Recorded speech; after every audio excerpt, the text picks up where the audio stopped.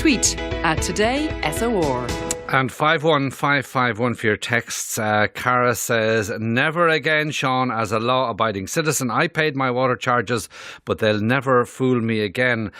Keep those texts coming in. todaysor@rte.ie for your emails. Now, according to the first run of census results released last week, Ireland is becoming less Catholic, with 78% of people declaring themselves Catholic, down from 84% 5 years ago. With me in studio, David Quinn, director of the Iona Institute and columnist with the Irish Independent, and Michael Nugent, chairperson of Atheist Ireland.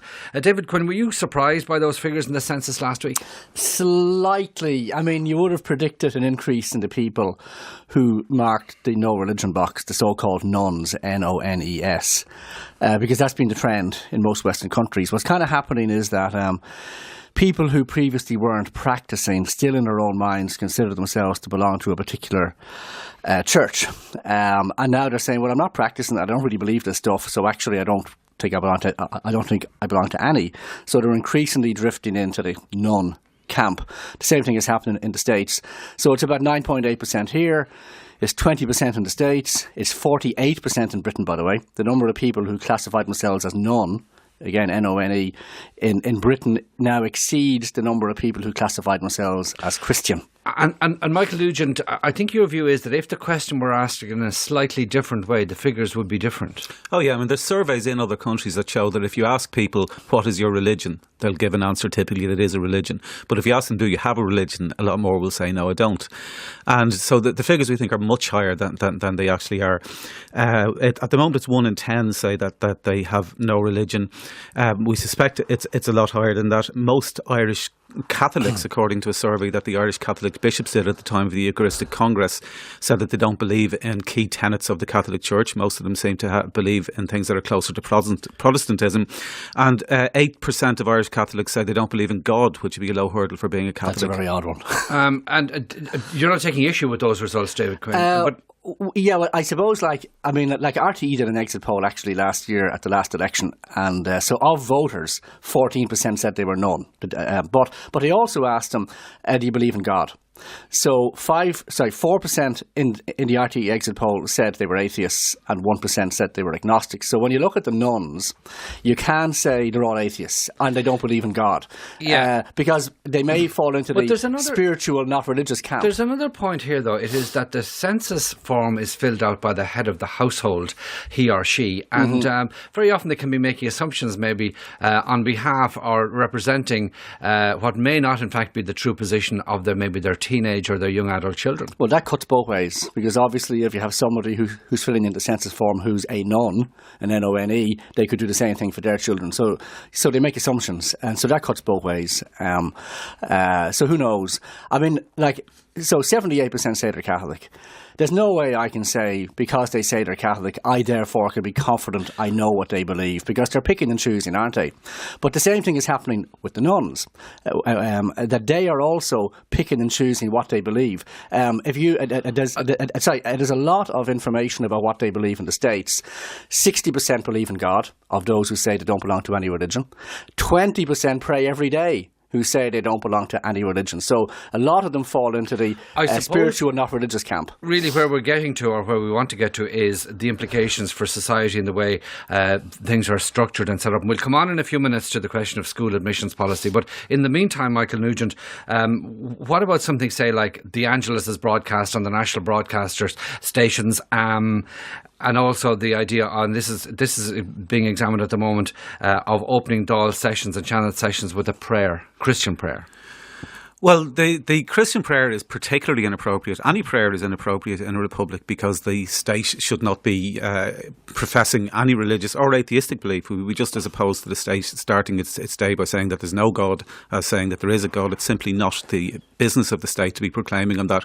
But there's a particularly serious issue with the Ceann Comhairle, because the Ceann Comhairle not only has to be there for the prayer, but he has to read the prayer. So that effectively means that there's a religious test to be Ceann Comhairle, which is contrary to the Constitution, which says that you can't make distinctions based on profession or creed. So we've contacted the Committee on Procedure about that. and told them that it is contrary to the Constitution, because even though in the opening sentence, and I don't have it in front of me, the Constitution refers to the Most High Trinity. It does, yeah, in the preamble. Yeah, and there's another religious test for Count Corla, which is as a member of the Council of State, they have to swear a religious oath that's in the Constitution, as does the President and judges. But while those are protected by being in the Constitution, the religious prayer at the start of the Dáil is not. So that is contrary to the Constitution. Is it time to look at all that, David Quinn? Well, I mean, the thing about the prayer at the start of the Dáil Day is something I have somewhat mixed feelings about. But it's a very, very common tradition across countries that are in the Westminster parliamentary tradition. So Britain has it. Now, Britain doesn't have church-state separation in the formal sense, but Australia has a prayer at the start of the day. New Zealand, Canada, America, which is very strict church-state separation, also has a prayer. And it's the same across most states as well as in Washington, and it was tested in the American Supreme Court in 1983, and they have made a whole lot of decisions in the American Supreme Court very strict about church-state separation, and yet they allowed that one through. But the difference there, David, though, was that it's not said by an elected representative, it's said by a chaplain, and similarly it's said by a chaplain in Britain, and in Britain it's done in private before it starts. Is it worth getting exercise about that, Michael, in the sense that, look, you have the Queen of England as head of the church as well as being head of state. I mean, people aren't particularly bothered or exercised by that. The people have moved on, you're right. The people are no longer concerned about the Catholic Church because the people have moved on. Well, don't speak for all people, some people. Okay, most people have. Even the current Pope has said that in terms of Catholics, has described Catholics who don't follow the Word of God as practical atheists or Catholic atheists.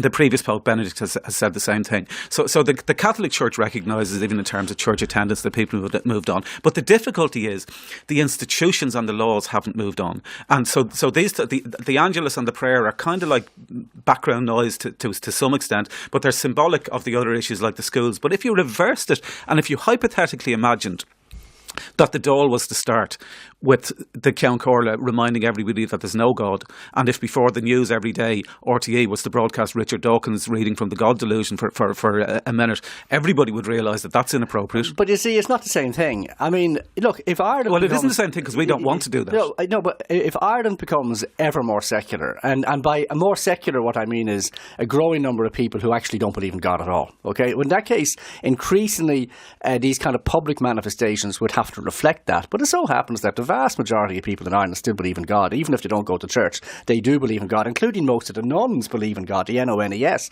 Most of them believe in God too. Because the RTE exit poll showed 14% of voters last year were in the no religion category, but only 5% were either atheists or agnostics. Therefore, most of the NONES believe in God. There's a key distinction there. What you're talking about is people who self-describe as atheists, and that's a small number of the people who don't believe in God. As we know, nearly 300,000 Irish Catholics don't believe in God. I'd love to see it. That's from the Bishop's survey. That's from the Bishop's survey that you sent. Michael, I mean, it's changed over the years from, it used to be just a still slide of a nativity scene with the Virgin Mary and the child. It's now a kind of reflective little short movie, and you've got different scenes where, I think the current one is the rose being made in a forge, and it's really beautiful. It's an art and craft item set to bells. Which makes it even worse. It's an art and craft item set to bells. Yeah, which makes it even worse, because at least the old Angelus had the advantage of integrity, and they were saying this is the Catholic Angelus. Now what they're doing is they're taking a Catholic prayer, still calling it the Angelus, and saying that it's inclusive of everybody. But we don't want to be included under a Catholic call to prayer. And presumably the Catholic Church shouldn't want one of their prayers being reinterpreted by a broadcasting authority into something general for everybody. It's a Catholic prayer, and the RTE should not be broadcasting a Catholic prayer before the news every day. I remember being on prime time quite some years back, and the Angelus was being debated, and there was a member of the Jewish community there, and there was a prominent member of the Church of Ireland community, Gordon Linney. Everybody wanted the Angelus to be kept, and I also remember... Was there an atheist on the programme? There was not, but you'll have to take that up with whoever organised the panel. panel. But I remember Archbishop Walton MP, who was the Church of Ireland Archbishop of Dublin back at that time, and he was saying his father, also obviously Church of Ireland, who was a farmer, used to stop in his field at midday to say the Angelus. So it's not just a Catholic prayer. But it is a Catholic prayer, but they're perfectly entitled. Why would the Church of Ireland? They're perfectly entitled, and I have no problem with anybody stopping and praying the Angelus or spending all day praying the Angelus. The point is that the state should not be calling people to prayer. But it must reflect society. I mean, the state must reflect society, and there are a lot of other disbelievers in society, and this is not an unusual thing. To get into, I suppose, a lot more practical things as well in terms of how people's lives are structured and their education and so forth. Again, we were talking to Rachel English in the programme yesterday about her new book, American Girl, and one of the phrases she uses is bouncy castle Catholics, David. We're referring to people who show up in church for communion and confirmation, and then there's a big celebration built around all of that. And the question is increasingly asked as to whether it is right that preparation for sacraments be conducted during school hours. Well, you see, again, I mean, a lot of this comes down to what people actually want, okay? And I think schools and other institutions in society should basically reflect public wishes. So if enough members of the public want there to be faith-based schools of whatever denomination, well, then they must be provided with the help of the state, because that makes them accessible to people who don't have the money to send their children to private schools. I would prefer to see a scenario where people who actually don't take their faith seriously, don't practice, only come in for the big occasions. I'd prefer actually if more of them ticked the no religion box, because I think that would be more logical. But I remember being on a programme with Michael around the time the census actually came out, and a woman gets on and she says, I'm not going to be listening to David Quinn saying, if you don't really believe anything the Catholics believe, and if you hardly ever go into church, you're not a Catholic. I'm a Catholic, and I'm going to tick the Catholic box, because people are mixing and matching, and we're not going to be able to stop them. Well, the thing about the education system is that if you had, as in other countries, faith schools as an optional extra on top of a state system that everybody has access to, that would be one thing. But you don't have that in Ireland. What you have is the faith-based schools are the state system. So there's no alternative in practical terms. People are forced to send their children to those schools. Now, and again, if you reverse it, if there was even hypothetically even one school in Ireland state-funded that actively taught children that there was no God, and if there was even one set of Catholic parents that had to send their children to that school, everybody would know that that's wrong, and we'd never hear the end of it until it was resolved. So we don't hear the end. The United Nations Human Rights Committee and up to 10 different United Nations and Council of Europe bodies have told Ireland that this education system is breaching the rights of not only atheists but also minority religions. Atheist Ireland works alongside... Are you saying there should be no religion in schools? No, I'm saying that schools should teach about religions and beliefs. State schools should teach about religions and beliefs in an objective, critical and pluralistic manner, but they shouldn't teach that any specific belief is objectively true. Just to finish this point, that we're working alongside the Ahmadi Muslim community in Ireland and the Evangelical Alliance of Ireland, who are both discriminated against by the same education system. We have very different worldviews.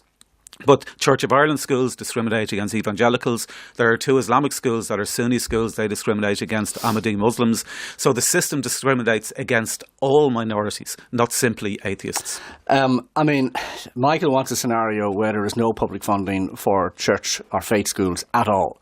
That would actually make us unusual, by the way. One of the very few countries in the Western world that provides no state funding to faith schools is the United States.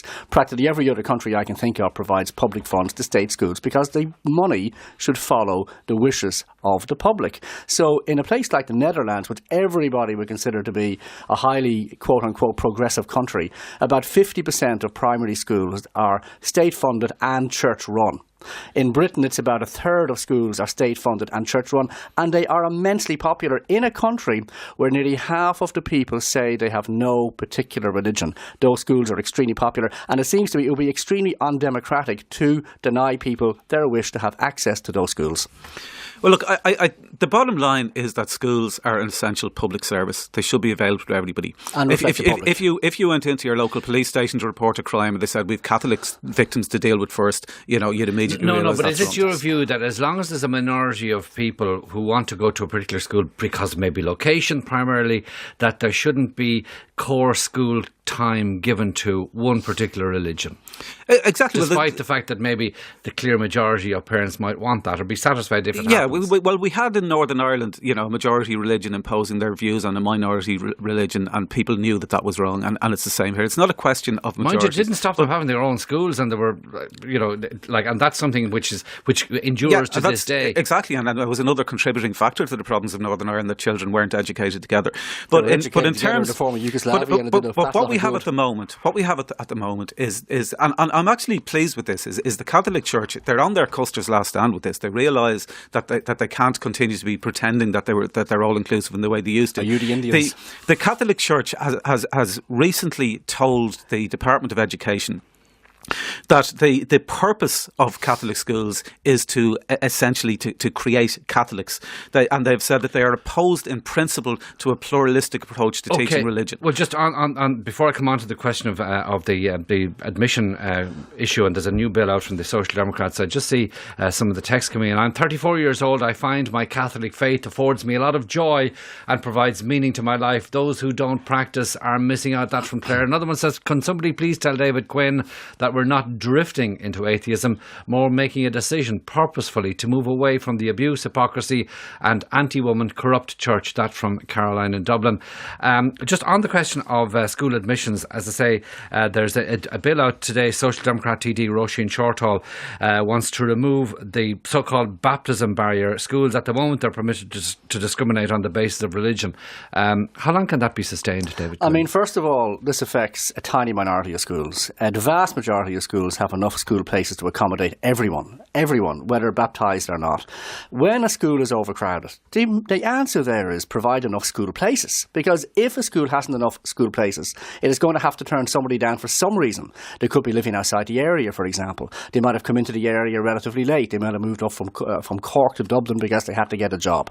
If there's not enough school places, there is an admissions criteria that is going to make somebody unhappy. And what happens in Britain is wholesale address falsification goes on, by the way, to get people into the schools they want, because certain schools happen to be very popular. So the answer is provide enough school places. Otherwise, you're turning somebody down for some reason that somebody won't like.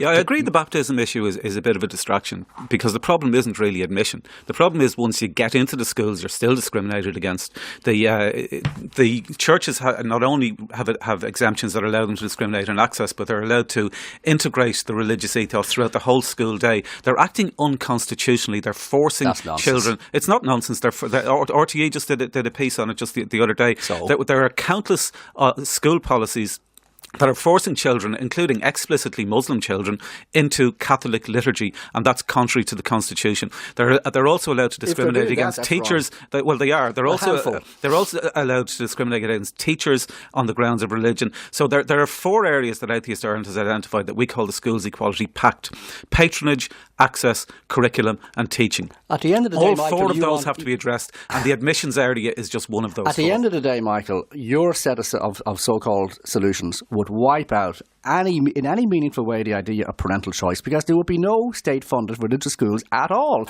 regardless of the actual wish from many parents to have such schools. Yeah, just as there's no Fianna Fáil schools and no Fine Gael schools, the purpose of schools is not to indoctrinate people into any particular belief system. The purpose of schools is to educate children. Regardless of what parents want. Regardless of what parents want. What about the element of choice for parents? If they're happy to send their children to a school that is faith-based, be it a Jewish school or a Catholic or Church of Ireland one, why not let them? Well, and with support of taxpayers, because they are taxpayers as well, obviously. Okay, well, if you start with the principle that the state has an equal responsibility to everybody, regardless of their religious or philosophical beliefs, then you start on the basis that the state must provide an education system that is inclusive of everybody. Now, there are two ways that it can do that. One is it can provide different schools for every belief system in every locality in the country, which is impractical for a number of reasons. And the second is to provide at least a base system of secular inclusive schools that don't teach either religion or atheism as being true. And then on top of that, you can have faith schools, but not as the basis of the system. Why is it that in countries like Britain and America, people often clamber to get their children out of state schools, where state schools are so wonderful? I mean, one of the reasons faith schools are so popular is because state schools are often considered to be not good enough. So what you would do is deprive people of a choice. And your faith in the state schools is greater by far than my faith in church schools. Church schools, they vary in quality. State schools vary even more in quality. Okay, quick response to that, Michael. Honestly. Again, it comes down to human rights. The state has a responsibility to respect equally everybody, regardless of their religion or belief, and the only way to do that is to provide an inclusive human rights-based system. Parental choice. We'll leave it there for now. Michael Nugent, Chairperson of Atheist Ireland, thank you, and my thanks as well to David Quinn, Director of the Iona Institute. Coming up, we'll be talking to Brian O'Connell about what happens unclaimed dead bodies. That's of human beings after the break. Today with Sean O Rourke on RTE Radio 1.